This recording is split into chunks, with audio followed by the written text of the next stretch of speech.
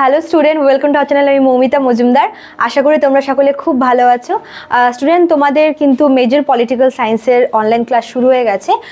তোমরা যারা আমাদের সঙ্গে যোগাযোগ করতে চাচ্ছ তোমরা আমাদের হেল্পলাইন নাম্বারে যোগাযোগ করতে পারো।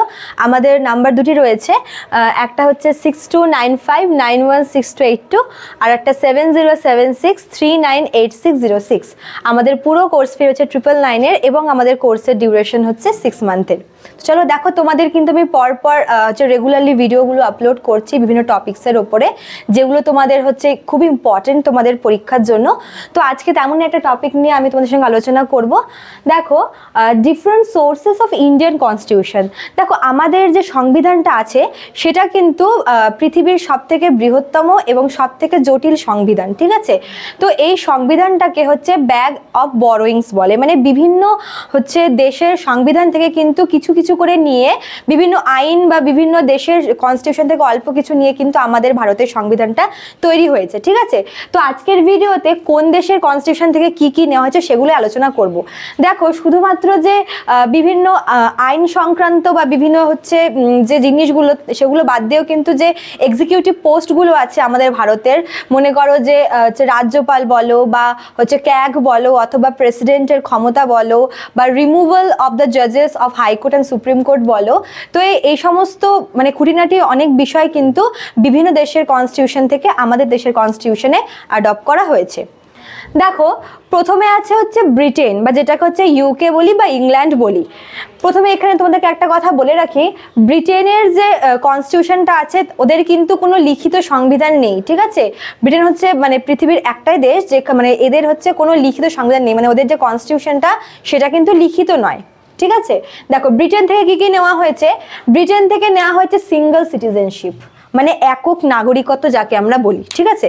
দেখো, আমাদের ভারতবর্ষ কিন্তু একক নাগরিকত্ব প্রদান করে, অর্থাৎ আমাদের দেশে মানে বিভিন্ন রাজ্যে যে জনগণ রয়েছে আমরা কিন্তু মানে আমাদের নাগরিকত্ব কিন্তু একটাই, ঠিক আছে? আমাদের কিন্তু দ্বিনাগরিকত্ব বা তার থেকেও বেশি নাগরিকত্ব কিন্তু দেওয়া হয় না। তো এই সিঙ্গল সিটিজেনশিপ বা একক নাগরিকত্বের ধারণাটা কিন্তু ব্রিটেন থেকে নেওয়া হয়েছিল। তারপর দেখো আছে রুল অফ ল, আইনের শাসন, ঠিক আছে? আমাদের দেশে যাবতীয় সমস্ত রকমের শাসন, অ্যাডমিনিস্ট্রেটিভ সমস্ত কিছু কিন্তু হচ্ছে আইন মাফিক হয়, ঠিক আছে? তো এই রুল অফ ল বা আইনের শাসন বা আইনের অনুশাসন বলে এটাকে, এটা হচ্ছে ব্রিটেন থেকে নেওয়া হয়েছে। তারপর আচ্ছা, তোমার হচ্ছে ল মেকিং প্রসিডিওর, মানে আইন তৈরি, এই যে বিভিন্ন মানে কোন ক্রাইমের ক্ষেত্রে কোন আইনটা আসবে, কি মানে কিসের ক্ষেত্রে কোন আইন প্রযোজ্য, এই সমস্ত কিছু মানে আইন তৈরির যাবতীয় পদ্ধতি কিন্তু ব্রিটেন থেকে নেওয়া হয়েছে। তারপর দেখো ক্যাগ, ক্যাগ হচ্ছে একটা তোমার পোস্ট, মানে ক্যাগ যাকে বলে হচ্ছে মানে যে তহবিল, ঠিক আছে? ভারতের যে তহবিলটা, সরকারি তহবিল, সেটা রক্ষা করার কাজ হচ্ছে ক্যাগের। তো এই ক্যাগের যে পোস্টটা, সেই পোস্টটা কিন্তু ব্রিটেন থেকে নেওয়া হয়েছে। তারপর দেখো পার্লামেন্টারি সিস্টেম। দেখো, আমাদের যে পার্লামেন্ট সেটা কিন্তু দুটা কক্ষ বিভক্ত, উপরের কক্ষকে বলে হচ্ছে রাজ্যসভা এবং নিম্ন কক্ষকে বলে হচ্ছে লোকসভা। তো এই দ্বিকক্ষ বিশিষ্ট যে পার্লামেন্টারি সিস্টেমটা সেটার কিন্তু নেওয়া হয়েছে ব্রিটেন থেকে, ঠিক আছে? তো বলতে পারো যে অনেক ইম্পর্টেন্ট বা অনেক ভাইটাল কিন্তু অনেক কিছু এই ব্রিটেনের কনস্টিটিউশন থেকে আমাদের কনস্টিটিউশনে অ্যাডপ্ট করা হয়েছে। চলো নেক্সট হচ্ছে ইউএসএ বা আমেরিকা। আমেরিকা থেকেও বেশ কিছু কিন্তু আমাদের কনস্টিটিউশনে নেওয়া হয়েছে, তার মধ্যে সবথেকে ইম্পর্টেন্ট রয়েছে যে ফান্ডামেন্টাল রাইটস। দেখো স্টুডেন্ট, আমাদের মোট হচ্ছে 6টি কিন্তু মৌলিক অধিকার রয়েছে, আগে 7টা ছিল, এখন বর্তমানে 6টা হয়েছে। তো এই যে মৌলিক অধিকার বা ফান্ডামেন্টাল রাইটস, যার মধ্যে তোমার পড়ছে হচ্ছে স্বাধীনতার অধিকার, সাম্যের অধিকার, ধর্মের অধিকার, সম্পত্তির অধিকারটা বাদ দেওয়া হয়েছে। তারপরে মনে করো যে সংস্কৃতি এবং শিক্ষা বিষয়ক অধিকার। তো এই যে অধিকারগুলো, সেই রাইটসগুলো কিন্তু যেগুলো আমাদের মৌলিক অধিকার বা ফান্ডামেন্টাল রাইটস বলছি, সেই অধিকারটা নেওয়া হয়েছে কিন্তু ইউএস এর কনস্টিটিউশন থেকে। তারপর প্রিয়াম্বল, তোমাদের আমি লাস্ট ভিডিওতে বলেছিলাম যে প্রিয়াম্বল বা ভারতের প্রস্তাবনা, কনস্টিটিউশনের প্রস্তাবনা কিন্তু ভারতের কনস্টিটিউশনকে জানতে প্রচুর হেল্প করে। তো এই যে প্রিয়াম্বলটা, এই প্রিয়াম্বলের যে আইডিয়া সেটা কিন্তু নেওয়া হয়েছিল ইউএসএ থেকে, তোমাদের এটাও আমি বলেছিলাম ভিডিওতে পড়ানোর সময়। আচ্ছা, তারপর দেখো জুডিশিয়াল রিভিউ বা আইনের পুনর্বিবেচনা, ঠিক আছে, বাংলায় বলে আইনের পুনর্বিবেচনা। তো এই জুডিশিয়াল রিভিউটা, হ্যাঁ, মনে করো যে কোনো একটা রায় দেওয়ার পর যখন সেটাকে পুনর্বার বিবেচনা করা হচ্ছে যে আদতেও সেই রায়টা ঠিকভাবে হলো কিনা, মানে ন্যায্য হলো কিনা, তো সেই বিবেচনা করাটাকে হচ্ছে জুডিশিয়াল রিভিউ বা আইনের যে বিচারের পুনর্বিবেচনা বলা হয়। তারপর দেখো function of president and vice president, ঠিক আছে, মানে এই দুটো পোস্ট হচ্ছে আমাদের ইন্ডিয়ার খুবই দুটো ভাইটাল পোস্ট। আমরা হচ্ছে প্রেসিডেন্টকে ভারতের প্রথম নাগরিক বলি এবং ভাইস প্রেসিডেন্টকে সেকেন্ড নাগরিক বলি। তো এই দুটা পোস্ট, মানে দুটো ভাইটাল পোস্টের যে ফাংশন, মানে এদের কার্যাবলী বা এদের ক্ষমতা সংক্রান্ত যাবতীয় কিছু কিন্তু নেওয়া হয়েছে ইউএসএ থেকে, ঠিক আছে। আচ্ছা, তারপরে দেখো removal of supreme court and high court জাজেস। আমাদের যে সুপ্রিম কোর্ট রয়েছে এবং হাইকোর্টগুলো রয়েছে বিভিন্ন রাজ্যে, তো সুপ্রিম কোর্ট এবং হাইকোর্টের বিচারকদের যে অপসারণ পদ্ধতি, মানে যদি তাদের কাজে কোনো রকমের গাফিলতি হয় বা কোনো কিছুতে যদি কোনো রকমের ভুল থাকে, তাহলে সেক্ষেত্রে কিন্তু হচ্ছে সুপ্রিম কোর্ট এবং হাইকোর্টের যে বিচারকরা আছে এদেরকে অপসারণ করা যেতে পারে। তো সেই অপসারণের যে ব্যাপারটা, মানে পদ্ধতিটা, সেটা কিন্তু নেওয়া হয়েছে ইউএসএ থেকে, ঠিক আছে।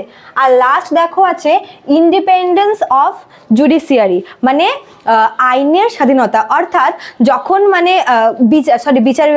বিচার বিভাগের স্বাধীনতা হবে, তো যখনই আর কি বিচার বিভাগের ক্ষেত্রে মানে স্বাধীন এবং নিরপেক্ষভাবে যে বিচারটা হবে, এই ব্যাপারটা কিন্তু এখানে বলা হয়েছে যে যখন কোনো কেসের ব্যাপারে যখন বিচারক যখন বিচার করবে, সেই বিচারটা যেন ভীষণই নিরপেক্ষ হয় এবং যেন তাতে যেন কোনো রকমের কোনো মানে জোর করে বা জিনিসটার ক্ষেত্রে যেন মানে ইন্ডিপেন্ডেন্সটা থাকে, ঠিক আছে। তো এটাই হচ্ছে ইন্ডিপেন্ডেন্স অফ জুডিশিয়ারি। তো এগুলো ভীষণ ভাইটাল জিনিস, যেগুলো কিন্তু ইউএসএর কনস্টিটিউশন থেকে আমাদের কনস্টিটিউশনে নেওয়া হয়েছে। আচ্ছা, তারপরে 3 নম্বরে রয়েছে হচ্ছে অস্ট্রেলিয়া। অস্ট্রেলিয়ার থেকেও কিছু নেওয়া হয়, যেমন হচ্ছে কনকারেন্ট লিস্ট। দেখো কনকারেন্ট লিস্টটা কি, আমি বলেছিলাম তোমাদের আগের ভিডিওতে যে আমাদের যে ভারতের টোটাল ক্ষমতাকে 3টা লিস্টে ভাগ করা হয়। একটা হচ্ছে সেন্ট্রাল লিস্ট, মানে কেন্দ্রীয় সরকারের হাতে কিছু ক্ষমতা, আর একটা হচ্ছে স্টেট লিস্ট, মানে রাজ্য সরকারের হাতে ক্ষমতা, এবং বাকি যে ক্ষমতা সেটা কিন্তু মানে উভয় পক্ষের মধ্যে আর কি বন্টন করে দেওয়া হয় যুগ্মভাবে, ঠিক আছে। তো এই যে লিস্টটা, মানে এই লিস্টে যে সমস্ত ক্ষমতাগুলো ইনক্লুড থাকবে সেটাকে হচ্ছে কনকারেন্ট লিস্টের মধ্যে ধরা হয়, আর এই কনকারেন্ট লিস্টের ব্যাপারটা কিন্তু নেওয়া হয়েছে অস্ট্রেলিয়া থেকে। তারপরে দেখো দেখা যাচ্ছে এদিকে ট্রেড অ্যান্ড কমার্স প্রভিশনস, মানে এই যে ব্যবসা এবং বাণিজ্যের ক্ষেত্রে, ঠিক আছে, বৈদেশিক দেশের সাথে যে বাণিজ্য বা ব্যবসা বাণিজ্য যে চলছে আমাদের দেশের, মানে এইসব ক্ষেত্রে বাইরে আন্তর্জাতিক যে ব্যবসা বাণিজ্যিক ব্যাপারটা, ব্যবসা বাণিজ্যের স্বাধীনতা, সেটা কিন্তু এই অস্ট্রেলিয়ার কনস্টিটিউশন থেকে নেওয়া হয়েছে, ঠিক আছে, ট্রেড অ্যান্ড কমার্স। আচ্ছা, তারপর দেখো ফ্রান্সের থেকে তোমাদের বলেছিলাম যে ফ্রেঞ্চ রিভলিউশন যে হয়েছিল সেই সময় কিন্তু ওই রিভলিউশনের কিছু মোটো ছিল, ঠিক আছে। তো সেখান থেকে বেশ কিছু জিনিস নেওয়া হয়েছে, যেমন হচ্ছে রিপাবলিকান সিস্টেম, এই জিনিসটা কিন্তু নেওয়া হয়েছে ফ্রান্স থেকে। তারপর দেখো এদিকে আছে লিবার্টি, ইকুয়ালিটি আর ফ্রেটার্নিটি। এই 3টে টার্ম কিন্তু আমরা প্রিয়াম্বেলে পড়েছিলাম, যে স্বাধীনতা, সাম্য এবং হচ্ছে ভ্রাতৃত্ব, ঠিক আছে। তো এই 3টা টার্ম কিন্তু ফ্রেঞ্চ রিভলিউশনের মোটো ছিল। তো সেখান থেকে এই 3টে টার্মকে আমাদের ভারতের কনস্টিটিউশনে অ্যাডপ্ট করা হয়েছিল। আচ্ছা, তারপরে দেখো 5 নম্বরে আছে ইউএসএসআর, যাকে হচ্ছে রাশিয়া বলছে। হ্যাঁ, রাশিয়া আগে এই ইউএসএসআর এর অন্তর্গত ছিল, যেটা পরে হচ্ছে ভাগ হয়ে শুধুমাত্র এখন রাশিয়া নামেই পরিচিত। তো এই রাশিয়া, মানে তোমাদের পরীক্ষাতে ইউএসএসআরও থাকতে পারে বা রাশিয়াও থাকতে পারে। তো এখান থেকে কি নেওয়া হয়েছে, ফান্ডামেন্টাল ডিউটিস, আমাদের যে 11টি মৌলিক কর্তব্য আছে, ঠিক আছে। দেখো তোমরা কিন্তু ফান্ডামেন্টাল রাইটস আর ফান্ডামেন্টাল ডিউটিসের মধ্যে গোলাবে না, হ্যাঁ, ওগুলো হচ্ছে আমাদের অধিকার, এটা হচ্ছে আমাদের কর্তব্য।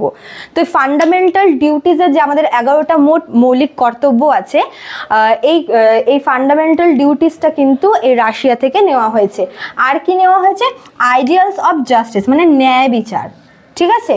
জাস্টিস বা ন্যায় বিচারের যে কনসেপ্টটা, সেটাও কিন্তু নেওয়া হয়েছিল এই রাশিয়া থেকে। তো চলো আজকে এতটুকুই থাকলো। তো আমি তোমাদের এই সেকেন্ড পার্টটা নেক্সট ভিডিওতে তোমাদের পড়াবো, ঠিক আছে। তো দেখা হচ্ছে নেক্সট ক্লাসে। Thank you.